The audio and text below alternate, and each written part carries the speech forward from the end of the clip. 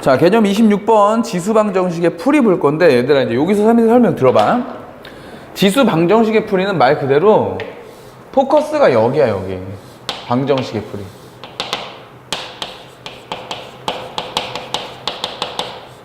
자, 우리가 방정식의 다양한 문제들을 풀어보기 위해서는 우리가 고1 때 배웠던 방정식의 이론을 좀 알아야 되는데, 이 방정식의 이론에 대한 걸 쌤이 한번 쭉 정리해 볼 테니까 내가 얼만큼 기억하고 있는지를 잘 보시고, 만약에 내가 기억하는 정도 혹은 내가 알고 있는 정도가 너무 작다고 하면, 적다고 하면은 고등학교 1학년 영상을 한번 찾아보시면 됩니다.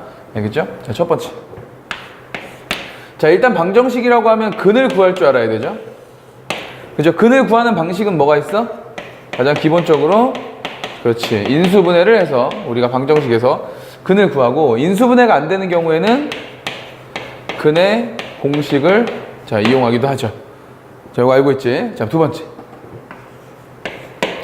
자, 그 다음에는 저 근에 대해서 우리 요런 거 하나 기억하고 있죠. 근과 뭐의 관계? 계수의 관계. 자, 근과 계수의 관계는 우리가 2차 식에서도 있을 수 있고 또 3차 방정식에서도 있을 수 있다. 이거 다 알고 있어야 된다. 그 다음 세 번째, 우리가 또 뭘 배웠냐면 켤레근이라는 거 배운 적 있어요. 켤레근. 자, 켤레 무리근, 그 다음에 켤레 무슨 근. 왜 표정이 왜 그래? 표정이 왜 그래? 요 켤레근이 뭐냐고? 켤레근 이런 거 있잖아. 1 플러스 루트 3이 근이야. 그럼 뭐도 근이야? 1 마이너스 루트 3도 근이잖아. 맞죠? 네, 요거 말하는 거죠. 요거 언제지? 요런 경우는 언제? 개수가 무슨 개수일 때? 유리수 개수일 때 이런 현상이 발생하는 거고, 또 이런 것도 있었죠. 1 플러스 3i가 근이야. 그럼 누구도 근이야? 그렇죠. 1 마이너스 3i도 근이야. 자, 요런 건 언제 있었다? 요런 건 실수 개수 방정식일 때 있었다. 그래서 우리가 이런 거를 켤레근이라고 하죠. 그래서 요런 관계를 켤레 복소수, 켤레 무리수 이렇게 얘기하잖아요. 그죠? 그런 관계가 있다라는 우리 켤레근에 대한 거 배운 적 있었고요. 그 다음에 또 뭐 배운 적 있어? 그치? 방정식에서 우리 판별식이라는 거 배운 적 있죠? 판별식 D, B제곱 마이너스 4AC 가지고 실근의 개수를 판정하는 판별식이 있었고요. 또 다섯 번째, 뭐도 있었어? 우리 배운 거 한번 쭉 얘기해봐. 진짜 중요한 거 있는데, 다섯 번째 정말 중요한 거.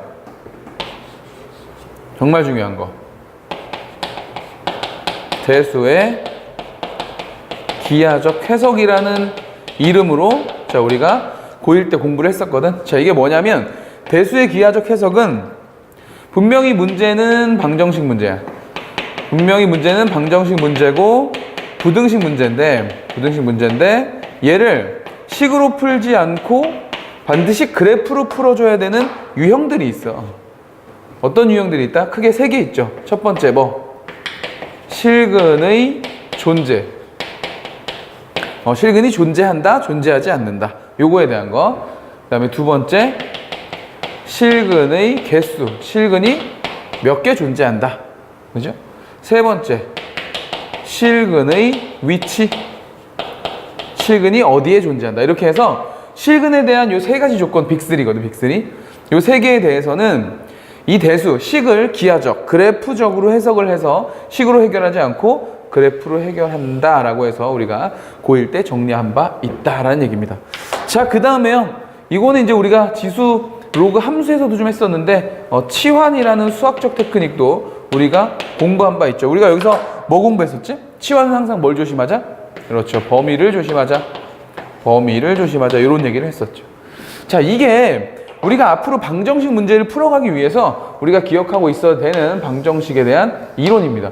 이 방정식의 이론은 지금뿐만이 아니라 뒤에 가서 삼각방정식과 삼각부등식, 그죠? 거기에서 한번 나올 것이고, 계속해서 이 방정식을 해결해 나가는 과정에 계속 우리를 따라다닐 거니까, 혹시 쌤이 노란색으로 써준 요 글씨들 중에서 나는 저건 좀 잘 모르는 것 같은데 라고 하는 부분이 있다면 고등학교 1학년 개념통달 과정에 있는 부분을 좀 찾아서 공부를 꼭 해놓으세요. 지금 공부하고 있는 그 오비스톤 공간에 옆에 코치 선생님 계시잖아. 그죠? 코치 선생님들한테 얘기하셔가지고 선생님 저 요거 잘 모르겠으니까 요 개념 교재 좀 주세요라고 해서 그걸 받아가지고 고1 내용을 좀 듣고 가는 게 훨씬 좋습니다. 알겠죠? 찝찝한 마음으로 계속 가는 건 의미가 없어. 알겠죠? 여러분들도 마찬가지야. 뽑아가지고 한번 공부하고 가는 거 매우 추천합니다. 알겠죠? 네, 따로 내용 정리를 하지 않고 문제를 바로 풀어볼게요. 자, 1번 방정식. 자, 2의 2x제곱 마이너스 2의 x 플러스 3제곱 플러스 4. 자, 이퀄 0 이렇게 돼 있을 때 이 녀석의 모든 근의 합을 구하시오. 자, 이렇게 됐다. 자, 그러면 잘 보세요. 일단은 요 식을 만족하는 요 근이라고 하는 건 여기 있는 x 애들 말하는 거잖아요. 그죠? 저 x들이 있을 텐데 이 x들이 뭔지를 찾아가지고 나는 합을 구하겠다 이런 얘기야. 근데 식의 모양새가 뭘 하도록 유도하고 있어 우리한테? 그쵸? 치환하도록 유도하고 있죠. 자, 2의 x제곱을 내가 t로 치환한다. 늘 뭘 챙긴다고? 범위. 치환을 했으면 늘 범위를 챙긴다고. 2의 x제곱은 언제나 0보다 크다. 이렇게 챙겨 놓으시고. 자, 그랬으면 식을 정리하죠. 그럼 얘는 뭐가 돼요? 자, t제곱 마이너스 8t 플러스 4 이퀄 0이다. 이렇게. 자, 그러면 이제 우리가 치환을 했기 때문에 여기에서의 근이 x니까 여기에서의 근은 어떻게 생겨야 돼? 2의 x제곱의 모양으로 생겨야 되겠죠? 근데 근이 지금 두 개잖아. 자, 그러면 요걸 만족하는 x를 쌤이 알파와 베타라고 놔보자. 알파와 베타라고 놓으면 자, 요 식을 만족하는 요 t제곱 마이너스 8t 플러스 4 요걸 만족하는 근은 당연히 2의 알파와 2의 베타 요렇게 생겼겠죠? 얘를 치환한 거고 근은 x를 말하는 거니까 이 방정식의 근은 2의 알파와 2의 베타. 괜찮지? 네, 요렇게 가야 되는 거죠. 이렇게. 자, 그러면 지금 이 녀석이 인수분해가 안 되잖아. 인수분해가 안 되니까 물론 근의 공식을 써도 되죠. 근의 공식 써도 되는데 우리는 어차피 뭐만 구하면 돼? 합만 구하면 되니까 자, 이렇게 가보자. 2의 알파 플러스 2의 베타 두 근의 합, 이 방정식의 두 근의 합은 마이너스 a분의 b 해서 8. 이렇게 해가지고 대부분 학생들이 8을 쓴단 말이야, 답에다가. 자, 문제에서는 2의 알파 더하기 2의 베타를 구하라고 한 게 아니잖아. 여기서의 근의 합을 구하라고 했으니까 내가 구하고자 하는 건 알파 플러스 베타지 얘가 아니잖아. 그죠? 요런 거 실수 조심해야 돼. 이런 게 왜 나온다고요? 치환 때문에 나온다고. 치환 때문에. 치환은 늘 우리한테 뭘 판다 그랬어? 네, 함정을 판다고 했죠. 함정을. 조심해 주셔야 돼요. 자, 두 근의 곱 가보자. 자, 2의 알파 곱하기 2의 베타는 a분의 c니까 4 이렇게 되겠죠. 근데 내가 실제 구하고자 하는 알파 플러스 베타가 사실은 여기에 들어있었던 거죠. 아, 2의 알파 곱하기 2의 베타는 2의 뭐니까? 알파 플러스 베타니까 찾았네. 내가 원하는 알파 플러스 베타는 결국 뭐였던 거다? 그렇죠. 2였던 겁니다. 이렇게 찾아주는 거예요. 실수하면 안 돼. 치환이니까 치환. 자, 두 번째 문제도 한번 볼게요. 두 번째 문제 보니까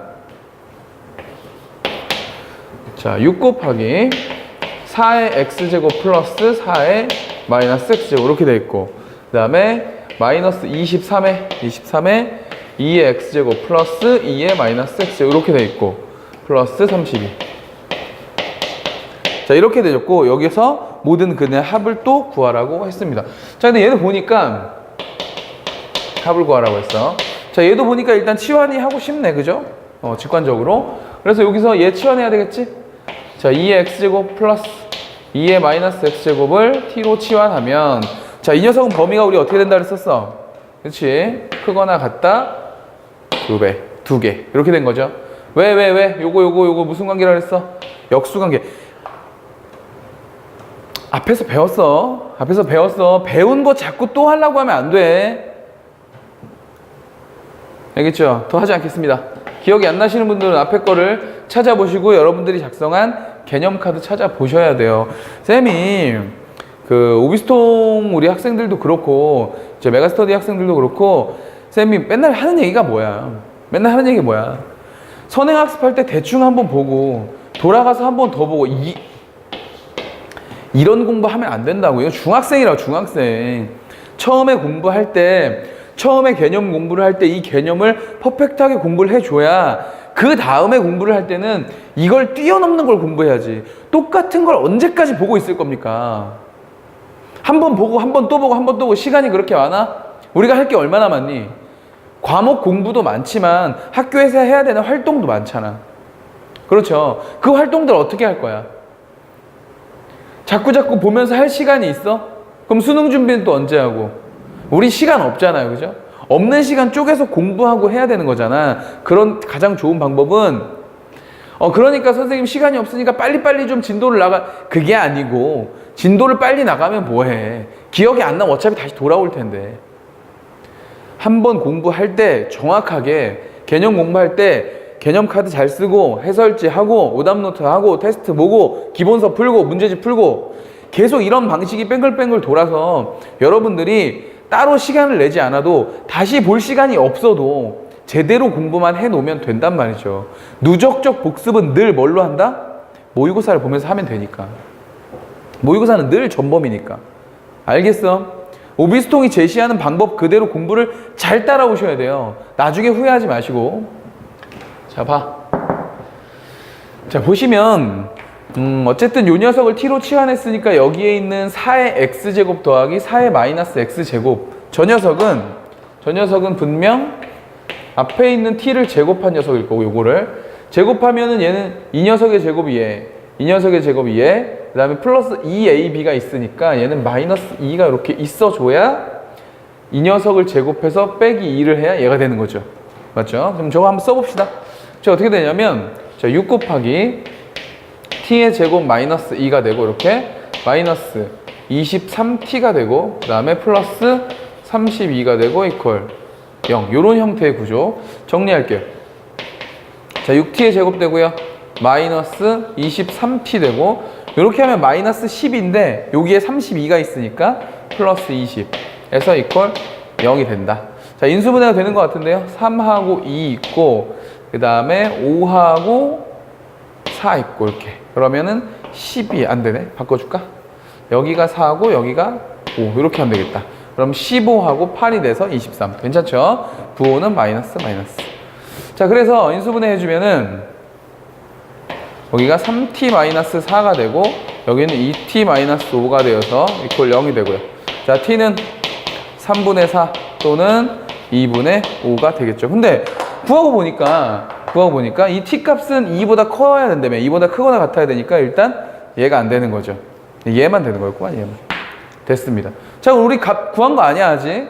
우리 구한 거 아니고 t 값 구한 거니까 여기서 이제 식이 어떻게 바뀌어? 2의 x제곱 플러스 2의 마이너스 x제곱. 우리가 t로 치환했던 거. 그 값이 얼마라는 거야? 그 값이 2분의 5라는 거죠. 요렇게 바뀐 거고요. 자, 지금 문제에서 나한테는 이 방정식의 x값, 근의 합을 물어봤으니까 결국 얘네들 구하는 거거든, 얘네들. 그러니까 이걸 구하기 위해서 우리가 식을 한 번 더 전개해서 보여줘야 돼. 자, 양쪽에 2 곱할게요. 양쪽에 2 곱해서 여기다 쓸게. 어떻게 되냐면 2에 x 플러스 1이 될 거고, 자, 여기다 2 곱하면은 플러스 2의 x 제곱분의 2가 될 거고, 이렇게. 자, 요거 역수로 가도 되겠지? 그리고 이쪽에 5가 있으니까 넘어와서 마이너스 5 이퀄 여기다 해서 요 방정식을 한 번 더 풀어줘야 돼요. 풀어주자. 또 치환하지 뭐. 자, 2의 x제곱을 뭘로 이번엔 k로 치환해서 0보다 크다. 범위 챙겨주시고 계속 가겠습니다. 자, 얘는 그럼 어떻게 된다?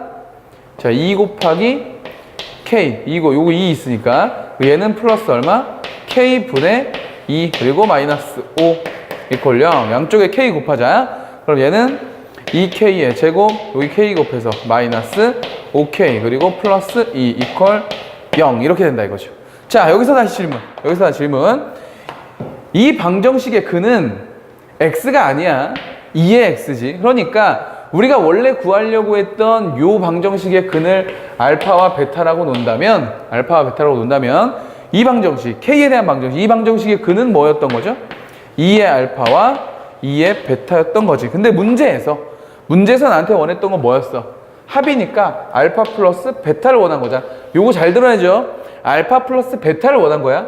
그러면 실제 이 방정식에서는 두 근의 합을 구하면 안 되죠. 두 근의 뭘 구해야 돼? 곱을 구해줘야 되겠지? 자, 두 근의 곱을 구해주면 a분의 c가 돼서 1이 된다. 요런 얘기지. 자, 그럼 나왔네. 2의 알파 플러스 베타가 1이 돼야 되니까 2의 몇 제곱이 1이야? 그렇죠. 모든 수의 0제곱이 1이 되는 거죠. 그래서 우리가 원하는 답은 0이 된다. 이런 얘기입니다. 됐어요? 방정식에 대한 이야기인데 우리가 지금 제목을 보면 지수 방정식의 풀이 1번이라고 되어 있잖아. 1번은 주로 뭐에 대한 얘기였어? 치환을 해서 방정식을 구하고 근의 합이나 근의 곱에 대한 이야기를 하는 건데 결국 이 얘기는 치환이라는 수학적 테크닉을 집어넣고 그 다음에 근을 구할 수 있어야 하고 근과 계수의 관계를 이용하는 이런 형태의 문제들이었단 말이죠. 그러니까 고등학교 1학년 때 배웠던 방정식의 내용이 전부 다 적용되는 거야. 단 치환이라는 게 들어가면 늘 누구? 범위로 함정을 파니까 그것만 잘 챙겨주면 되는 거죠. 무슨 말인지 알겠죠? 자, 지수 방정식의 풀이 2편에서는 또 나머지에 대한 이야기를 좀 한번 해보도록 할게요. 자, 정리하시고 다음 개념에 써보도록 하죠.